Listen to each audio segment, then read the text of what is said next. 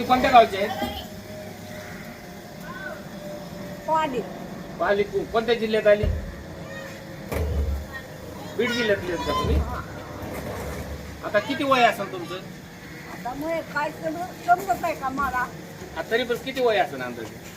बरं झालंय ना, बरं तरी 100च्या पुढे गेला का तू?